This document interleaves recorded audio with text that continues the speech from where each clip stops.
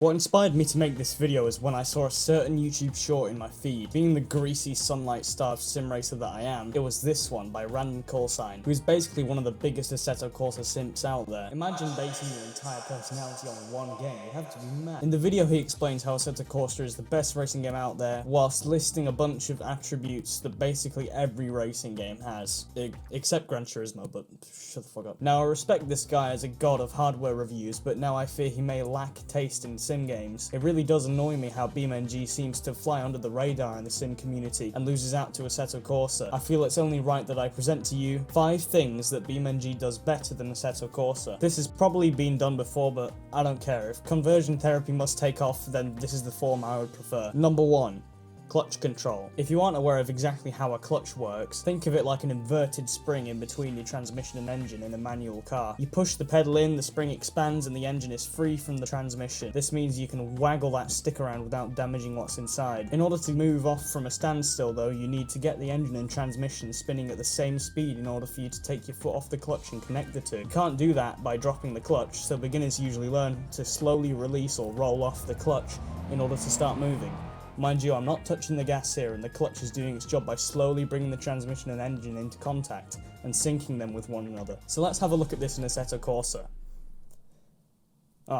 Unless I give it a bootful, then the car won't move and it does this kind of fake stall thing. I practically learnt to drive using BeamNG, but in Assetto Corsa you have no chance. At higher speeds, Assetto Corsa's clutch mechanics can feel alright, but even still it's a big issue for me as someone who prefers to jiggle my own stick. Number 2. Changing things on the fly. Okay, time to play some Assetto Corsa. Just need to set the time, select the track and the car. Wait 10 years for it to load. Shit, I misclicked, I didn't want this car. Time to Alt F4, I guess. Well, that's better. Oh shit, my game's in window mode, but I'm not a pleb, so we gotta fix that. Time to Alt F4 again. What the fuck is that setting? Oh yeah. That's better. Oh shit. Well, time to go to sleep. Maybe we'll get some quality driving in tomorrow. I think you get the point. Assetto Corsa practically doesn't let you breathe in and out without closing the game and going back into the menu. Whereas in BeamNG you can access pretty much all the settings from free roam. This includes my next point. Number 3. Configuration. If you're getting smoked by some bozo in a Lansdale and you want to show them no mercy, no problem. Grab a 2-litre twin cam and fucking fuck the shit out of their fucking shitbox.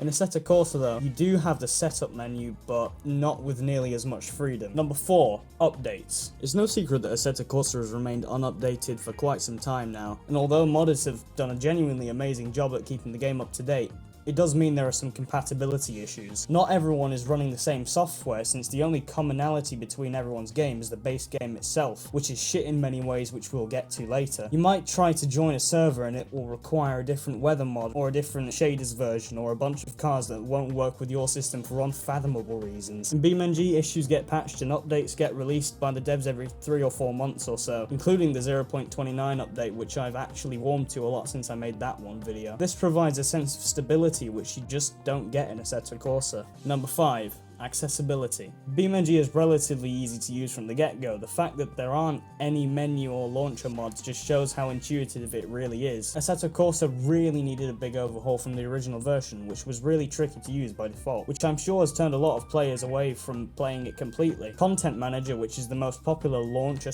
/ menu and, well, content manager mod for the game, does improve it a lot, but it can be a challenge to explain if you haven't been using it for more than about 3,000 years. Now I suppose BeamNG being more accessible might make you think that under the hood it's not as advanced, or that you need a complicated menu system in order to create a good sim, but that's just bullshit. BeamNG is always going to be miles ahead of Assetto Corsa in many ways, and it's only going to improve over it more as the years come.